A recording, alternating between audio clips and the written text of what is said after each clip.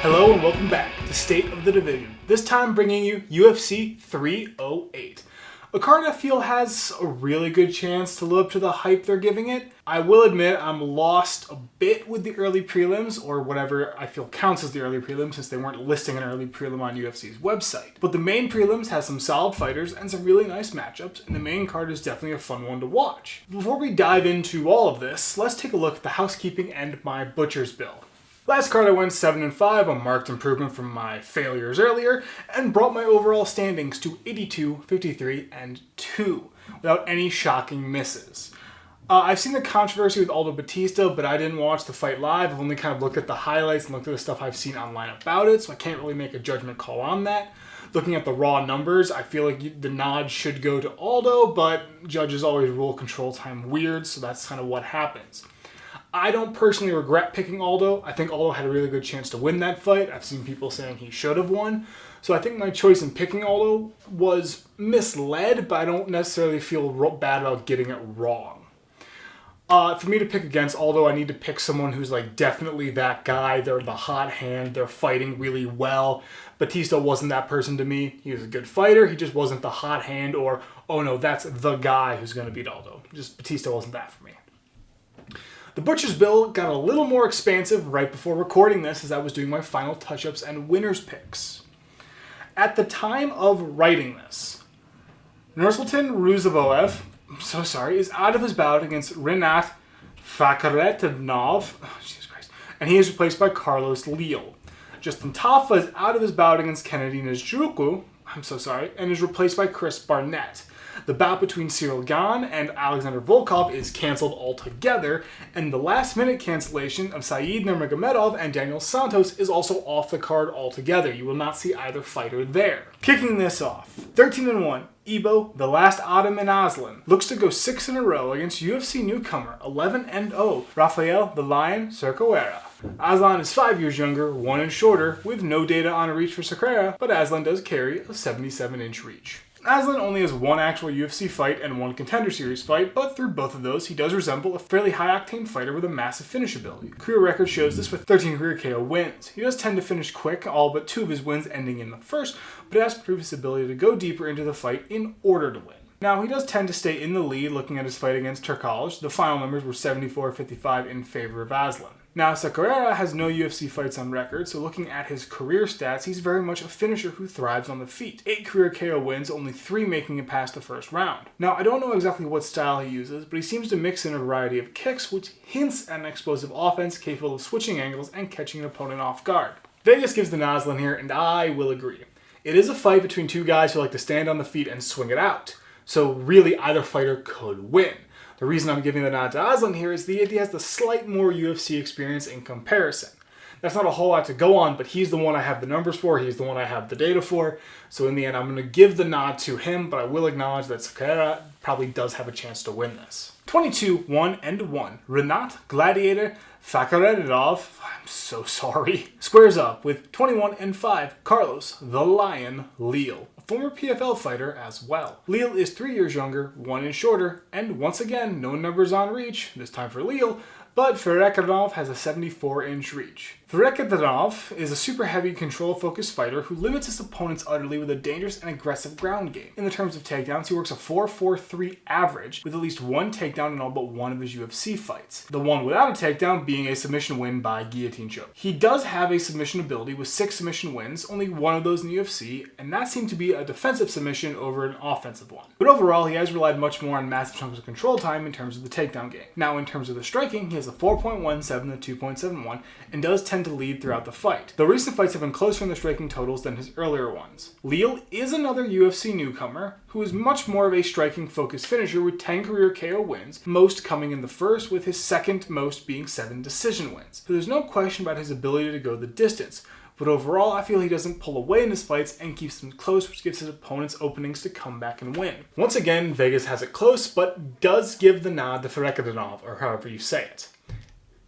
I am a little close to picking Leal for some reason, but in the end, and probably for my better judgment, I'm going to roll with Vegas and pick Fakhretdinov.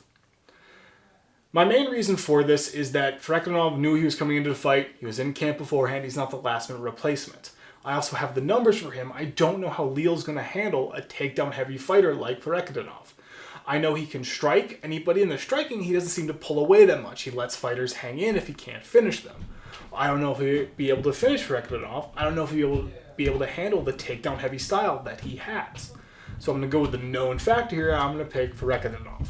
23-7 Ismail, the Austrian wonderboy Naurdiev, returns to the UFC against 23-11 Bruno Blindado Silva. Naurdiev is 7 years younger at 28, either dead even height or 2 inches to Silva, with reach being a dead draw across the board. Naurdiev last fought for Brave CF in December of last year and stylistically seems to lean the way of a finisher, bouncing across KO and submission wins, though recently has also seen him rely on decisions a little bit more. I don't want to use his UFC numbers given they're about 5 years out of date, so going back to 2021, you see him going 3-3 with 1 win by decision, KO, and submission, and 2 losses by TKO and 1 by submission. So you see him able to win by a variety of methods, but also being susceptible to being countered or caught by other finishers in turn. Silva, in turn, is on a 3-fight losing streak in the UFC and comes across as a kill or be decisioned fighter. By that I mean he either puts his opponents away by outpacing them on the feet, or he gets outpaced and is forced to fight while behind, which doesn't go well normally. In the numbers, he works a 4.12 to 5.45 in striking, which does highlight that tendency I mentioned. Now, there is knockout power there, but I can't really call it consistent. He does have a .93 takedown average, but it seems like a situational matchup choice more than anything else. Naurdiev gets the nod from Vegas by a narrow margin, and I will agree. Silva has knockout power, yes, but as I mentioned, it's really not consistent, and I don't feel comfortable saying, oh, he'll has a chance to knock him out. Plus, Silva, if he doesn't get the knockout, ends up fighting from behind. Plus, we've seen Silva struggle with fighters who are able to shoot takedowns and stack the ground game. And while I don't have the exact numbers from Naurdiev, he's been able to take down and use submission game, something that Silva hasn't really been able to counter or use himself. He's relied on the striking more so than anything else.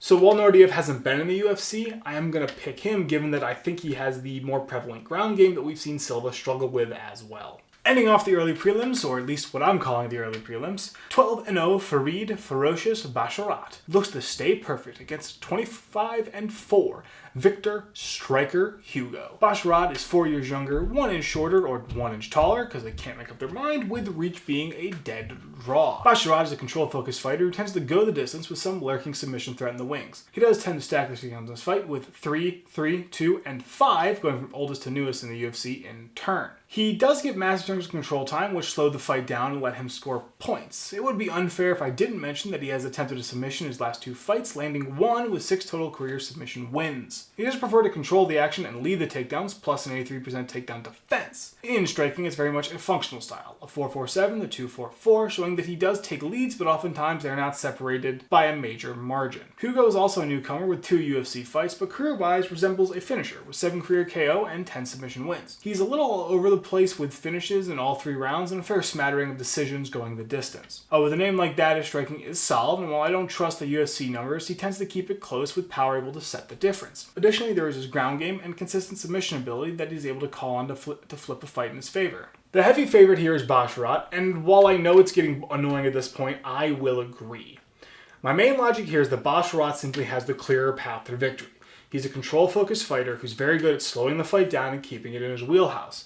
And while I don't know how Hugo's going to handle, Hugo doesn't really pull away all that often. He doesn't set himself apart. He doesn't build this explosive offense. He keeps it close. And with that, that plays into Basharat, who wants to slow it down, keep the action slower. And if he's able to slow Hugo down and not let him even get a lead, Hugo's having to fight off the back foot. I don't think he's going to be able to do that as well in this fight. So in the end, based on his ability to control the fight, I'm going to pick Basharat to win. Starting off the prelims, we got heavyweights. 12-5 Kennedy American Savage Nzechukwu looks to get the rebound win against 23-8 Chris Beast Boy Barnett. Nzechukwu is 6 years younger at 32, 8 inches in height, also heading his way, with another 8 in reach heading his way. Nzechukwu is moving up to heavyweight for this fight, and as a whole, I think I would call him a striking-focused finisher, but I'm not so sold on calling him a killer-be-killed fighter. In his last 5 fights, he had 3 wins in a row, KO, KO, and a submission win followed by a KO loss and a split decision loss. Numbers-wise, his striking sits as a 5.13 to a 4.9, which is definitely his wheelhouse with the aforementioned finish ability. He does have some explosive ability, being able to mix in knees and elbows, and in terms of a ground game, it comes across as a very situational piece of his kit with a .60 average and an 80% takedown defense. Barnett's a bit more of a classical heavyweight with a reliance on heavy hands and a swang and bang style. In the UFC, he has gone 2-2 and is a little streaky, I will say, but as a whole carries a 4.41 to 5.87 in striking, which highlights that swang and bang style. With that, he's able to pack a decently explosive style with some kicks and athleticism mixed into this. There isn't much of a takedown game to speak of, and his takedown defense isn't great at a 33%. Vegas likes Nzechukwu, and I think I'm going to take a gamble here. Nzechukwu is moving up a weight class, and while the 205 to heavyweight weight class is not always the worst jump for fighters, I'm going to pick the natural heavyweight who's fought here before, who's kind of dealt with heavyweight power and has matched heavyweight power. And I also think that he poses an interesting problem because I don't know if Nzechukwu is going to shoot takedowns too much and take advantage of Barnett's biggest weakness. And by staying on the feet, being willing to swang, being willing to bang, he puts himself in a dangerous position where Barnett can land a shot or pull an athletic move and put him away with one moment. Obviously, this can go the other way for Barnett if he's willing to swing and bang, and Nzechukwu can bring up the power. But we've seen the heavyweight power come from Barnett more recently, though we've seen Nzechukwu really pull the power out in the light heavyweight run. So I'm going to pick Barnett kind of based on the fact that Nzechukwu is moving up a weight class, and heavyweight power might be a deciding factor here, although I'm not sure how much I buy into that itself. 26, 6-1, Abus Magomedov takes the octagon against 12-1, Bruno the Hulk Ferreira. Ferreira is 3 years younger, 4 inches shorter, with reach being a solid 6 inches in favor of Magomedov. Magomedov comes in as a little bit of an odd duck, but as a whole, I think I'd call him a striking-focused finisher. He does only have 1 KO win in the UFC, but a total of 14 career KO wins, which makes me lean that way. On that note, he runs with a 2.88 to 3.73, which does show how he tends to keep the total lower in his wins. And while he does have 2 losses in the UFC, they are due Caio Borralho, who is undefeated currently, and Sean Strickland, which both do explain the bit of the discrepancy in the striking total. Outside those fights, you can see his striking work efficiently and finish quickly. Backing that up is a takedown game, which showed up big with 6 takedown performance against Warley Alves and a 2.65 takedown average. Now, it has only shown up in 2 UFC fights, but with 6 submission wins in his career, he is definitely able to use it to good effect. Problem is that I can't quite establish how often he uses it and whether it's situational or not. Now, Ferreira also comes across as a striking heavy finisher who I think can be called killer be killed, but only has 1 loss by KO on record, and it is his only loss still. In terms of striking, he works a 4.99 to 4.04, showing his willingness to step in and swing with his opponents. He does also have some tricky strikes that he can throw to surprise his opponents and hurt them suddenly. There is some semblance of a takedown game there, and it's able to generate some control time, but a .89 average, I am tentative to say that is consistently something he will call on versus just a simple matchup piece. This matchup, Magomedov receives the nod from Vegas, and I will agree. I will say this fight should be a lot closer than the numbers actually are. Ferreira is very good at wading into damage and dealing it before getting finished, and Magomedov, in his wins, has been very efficient at finishing his opponents and taking the fight over. So the real question becomes which fighter has the advantage, and for me, that difference really comes down to we've seen Magomedov has a takedown and submission game, and I think that gives him the slightest edge over Ferreira, who really doesn't have a takedown game.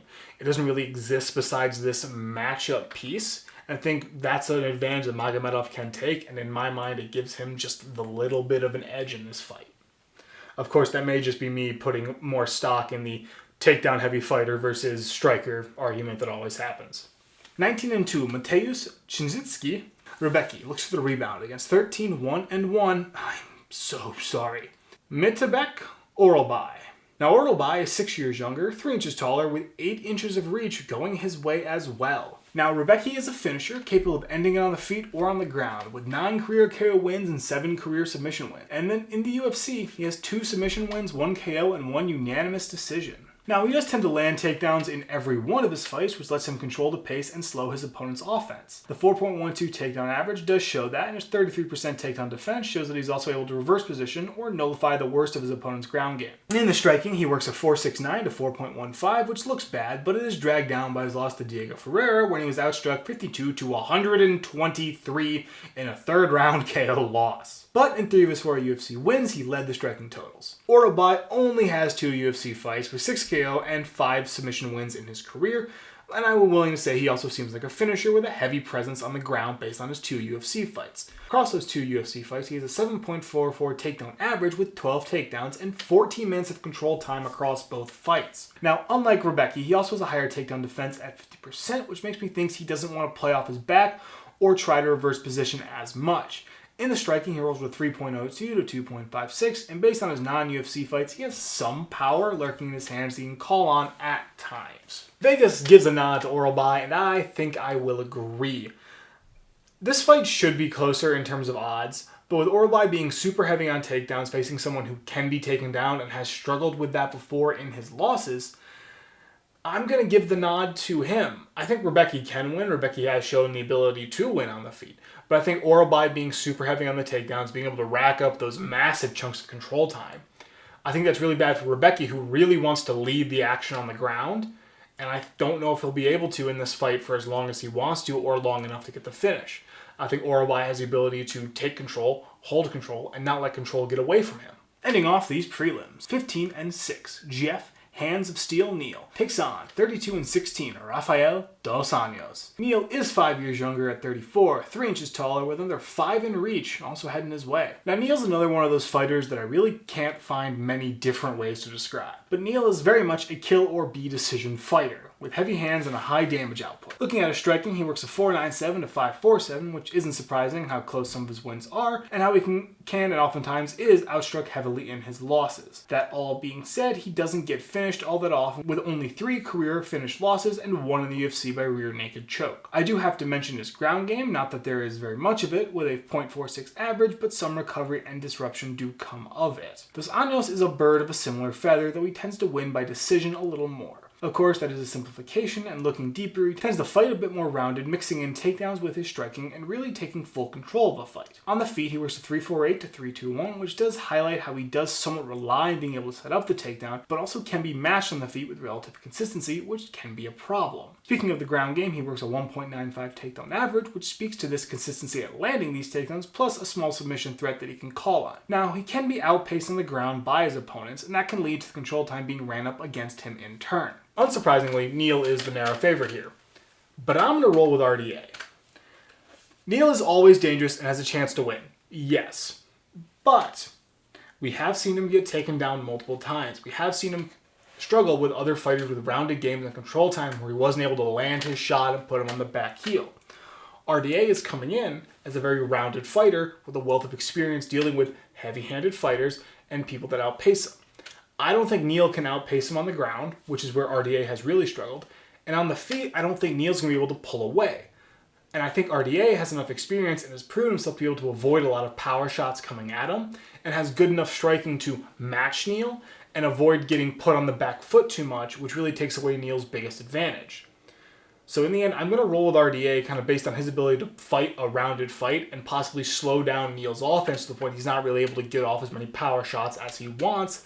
And without that finish, I think RDA has the advantage of taking the fight to decision and getting the win that way. Opening up this main card, 14-0 Shara Bullet Magomedov looks to stay perfect against 9-3 Arman Superman Petrosyan. Magomedov is 3 years younger, with either even height or 1 inch in favor of Petrosyan, with Magomedov taking 2 inches in reach. Magomedov does only have 3 UFC fights, so the numbers are a little odd, but as a whole, I think I can definitely call him a finisher with 11 career KO wins and 1 of those in the UFC. The main focus is undoubtedly the feet, with a 6.88 to 3.72 in striking, which shows his high pace and ability to run the total up on his opponents. He also packs his fairly dynamic style, capable of pulling a variety of different strikes, working different ranges, and keeping his opponent wary of stepping in. I wouldn't call him a power puncher, more of that swimmer style, where he racks the totals up and the total damage eventually ends you. In terms of takedowns, he works a 0-0-0, which shows he doesn't really want to go to the ground and tries not to with a 71% takedown defense. Petrosyan's a little similar, but outside of his Contender Series fight, he hasn't had the KO touch. As a whole, he still works heavy on the striking, where he racks up these high totals without taking much damage back. 5.69 to 2.90 in the numbers. I don't know if he has that same sort of dynamic style as Magomedov, but he has worked kicks into his style, giving him some degree of explosiveness to look out for.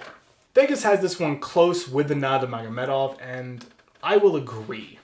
I deliberated a little about this. My big point for picking Magomedov is that I don't think Petrosyan is going to be able to really set the striking lead that he likes to set in his wins. Because I think Magomedov is able to match him in pace or even exceed him in pace on the feet. And once that happens, neither fighter really wants to go to the ground. So in a battle on the feet, I'm going to pick the guy who has the higher pace and is able to kind of keep that higher pace up throughout the fight. I think Petrosyan is going to end up fighting from behind, and I don't really know if he's going to be able to land the power shot he wants.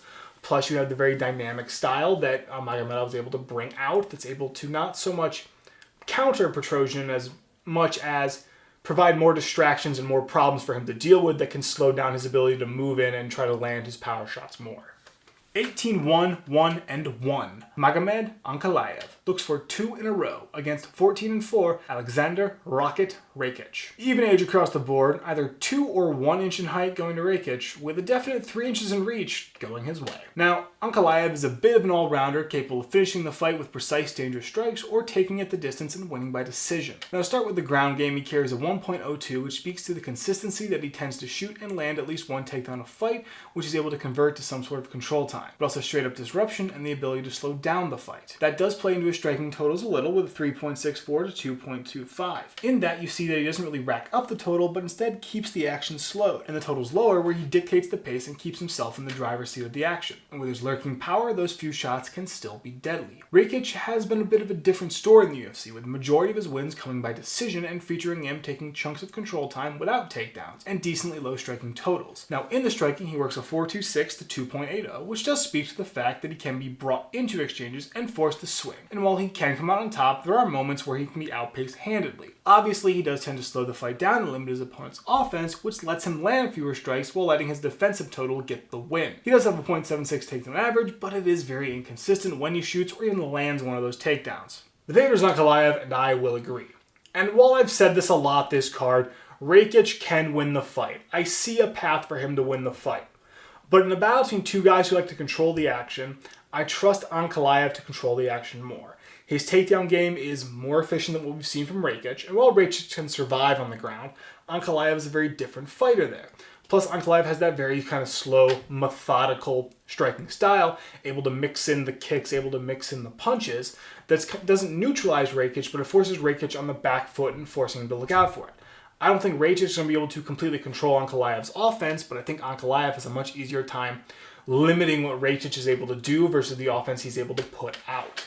So in the end, I am going to pick Ankalaev. 14-1, Leon the Iceman Murphy looks to keep the hot streak going against 18-8 Dan 50K Agi. Even age across the board, 2 or 3 inches in height going to Murphy, with reach being 2 inches in favor of Murphy. Murphy is a high-paced striker with a dynamic style and some dangerous power lurking as well. Not to mention a consistent takedown game that expands his arsenal as well. Numbers-wise, he works a 5.01 to 2.60 in striking, which speaks to his high-octane pace and ability to leave his opponents in the dust. I will say the KO power has been lacking in the UFC, but hasn't held him back. With the takedowns, he works a 1.59 average and lands about a takedown a fight, giving him a couple of minutes of control time. Agi is similar, though he has had the KO touch in 2 of his last 3 wins, and isn't as consistent with the takedowns. But going to the numbers, he carries a 3.70 to 3.51, which isn't great given the tendency to lose close, but he is never really out of a fight at any given time. He's always clinging to the chance to win with some of that lurking KO ability. Now with the takedowns, he does only average a 0.99, which does speak to the situational and matchup-based nature of it. Murphy's the Vegas pick, and I will agree. Yes, it's boring, I'm aware, but in this fight, you have two fighters who like to strike, and on the feet, I give the edge to Murphy. Murphy's proven very good at going the distance and preventing a lot of damage coming back his way. And while Agi's never going to be out of the fight, Agi's probably going to take more damage than Murphy does in this fight. And while Agi has a 59% takedown defense, given how many Murphy can shoot and how consistent he is at landing just one in a fight, is something that I think he can land, can rely on, and will likely use in this fight, and I'm not sure how confident I am that Agi can stop it.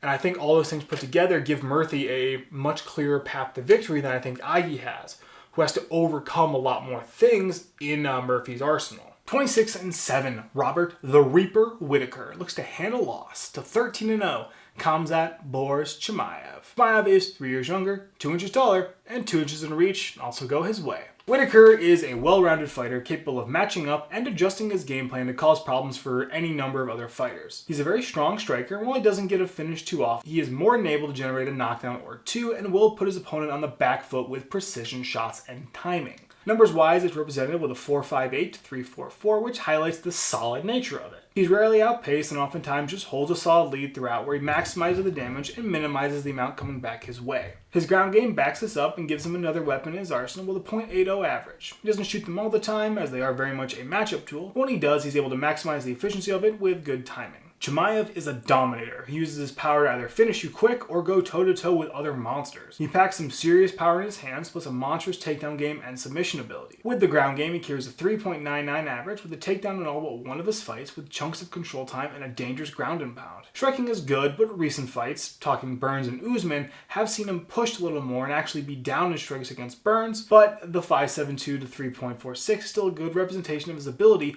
and his power's ability to end a fight really quick. Vegas has Chimaev by a good margin, but I'm gonna take a reach and disagree. Part of this is obviously my favoritism for Whittaker. I really like Whittaker. I followed him before I started doing this. I'm really interested to see how his career plays out. But as the logical side of this is that we've seen Chimaev struggle with other high-class fighters. Burns matched up very well physically, probably about as strong as Chimaev, and Usman matched up very well technically, and he did win both fights. But I think Whittaker is both similar to those fighters. And I think in technique, so technically, I think Whittaker is the better striker. And we've seen him work a very precise style, stepping in, stepping out, working angles against other power punchers to kind of take control on the feet and keep a person back. And we've seen Whittaker have to overcome a ground game, and we've seen those other two fighters survive the ground game of Chimaev to get back to the feet and make the fight close in the end. And I think Whittaker is capable of doing that. He's not so much a chameleon like Volk. We see him adjust a game plan, adjust small things throughout a fight to match up with fighters and take the control back and either get enough points to win or put a fighter on the back foot and finish them. For the main event, 15-0 Ilia El Matador Topuria looks for his first title defense and to remain perfect against 26-7 Max Blessed Holloway. Topuria is 5 years younger, 3 or 4 inches shorter, with even reach across the board. Topuria, simply put, is a finisher with a well-rounded game. He's capable of peppering his opponent on the feet with a swarm of shots or even bringing the occasional power to put some away. You see that somewhat shown with a 4.40 to 3.35 in striking, where he doesn't pull away too often but leads throughout with a finish being a deciding factor. Looking at his Volkanovski fight, you see this with how he was being outstruck 47 to 35 and took the win by KO in the second round. This is further backed up with a takedown game, a 1.92 average, that he doesn't always shoot, but is able to maximize the ones he does land for control time and a looming submission threat that can come out of nowhere. Holloway, on the other hand, is a high-octane striker with a 7.17 to 4.72, showing his ability to work a high pace in the octagon but avoid a good chunk of damage coming back at him. He does have finishability, but it isn't so much of a power-punching finish as it is a swarming style and the cumulative damage that simply puts his opponents away. He does carry a 0.25 takedown average, but it's very much a matchup and game plan piece and not something he uses with any sort of regularity. But more importantly for this fight, he has an 84% takedown defense that lets him stay on the feet in most of his fights. Vegas has this for Topuria. And I wrote this side live again. I think I'm going to agree. My main reasoning being is that both fighters are very good on the feet for different reasons.